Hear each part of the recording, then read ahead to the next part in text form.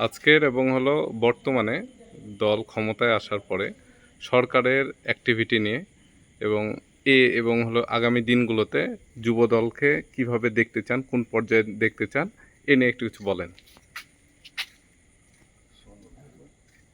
ধন্যবাদ। আসলে এই 5 তারিখের জুলাই আন্দোলনের পরবর্তী সময়ে জাতীয় নির্বাচন অনুষ্ঠিত হওয়ার পরে আমাদের মাননীয় এমপি মহোদয় অ্যাডভোকেট শফিকুল হক মিলন নির্বাচিত হওয়ার পরে এই পরবর্তী সময়ে আপনারা জানেন যে সারা বাংলাদেশে দেশনায়ক জনাব তারেক রহমান একটি প্ল্যান আমাদের মাঝে বাংলাদেশের মানুষকে দিয়েছেন। সে প্ল্যান অনুযায়ী তিনি কৃষি কার্ড, ফ্যামিলি কার্ড, স্বাস্থ্যসেবা থেকে শুরু করে তৃণমূল এবং খাল খননের মতন কর্মসূচি ইতিমধ্যে উনি হাতে দিয়েছেন। খাল খননের মতো কর্মসূচি শুরু হয়েছে আমাদের, বৃক্ষরোপণ, এরকম অগণিত দেশের উন্নয়নমূলক কাজের অগ্রগতির খুব জোরে সোরে অগ্রগতি হচ্ছে।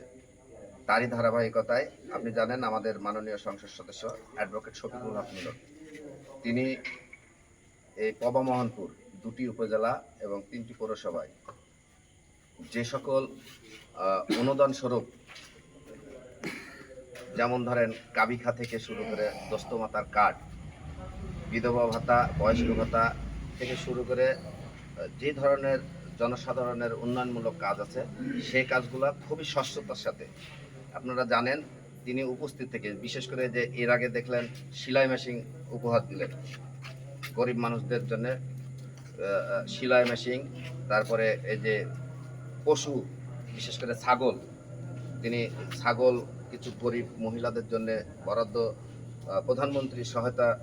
প্রধানমন্ত্রীর প্রকল্প থেকে তিনি সহায়তা করার জন্য করছেন। তিনি নিজে থেকে স্বচ্ছতার মধ্যে দিয়েই এটি করার চেষ্টা করছেন। বিশেষ করে দেখেন আপনি আরও কয়েকটি প্রকল্প প্রধানমন্ত্রীর সহায়তা থেকে আসছে, সেটি হচ্ছে এই যে ক্যান্সার রোগীদের জন্য একটি বরাদ্দ দিয়েছেন সরকার। তারপরে আপনার বয়স্ক মহিলাদের জন্য দিয়েছেন, তারপরে গর্ভবতী মহিলাদের জন্য স্বাস্থ্যসেবার সুযোগ করে দিয়েছেন।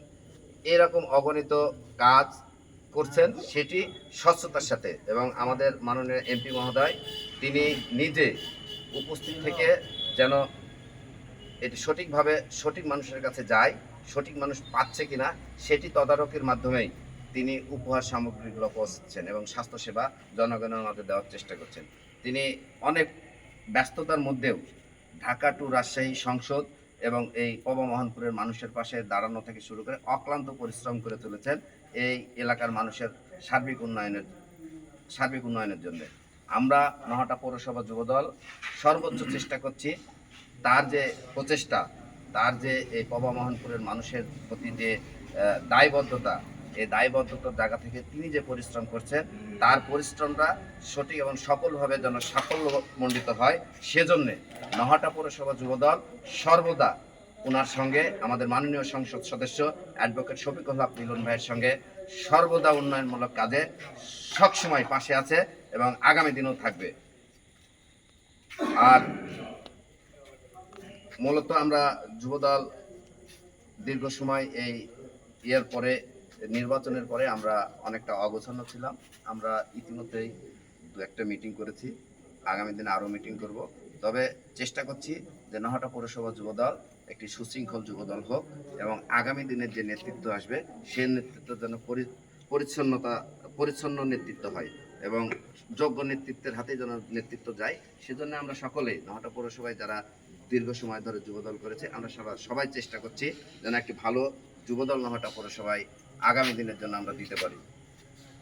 আর এই যুবদল যেন আগামী দিনে রাষ্ট্র গঠনের যে কাজগুলো আছে সেই কাজগুলোর সাথে অংশীদারিত্ব অর্জন করতে পারে। ধন্যবাদ।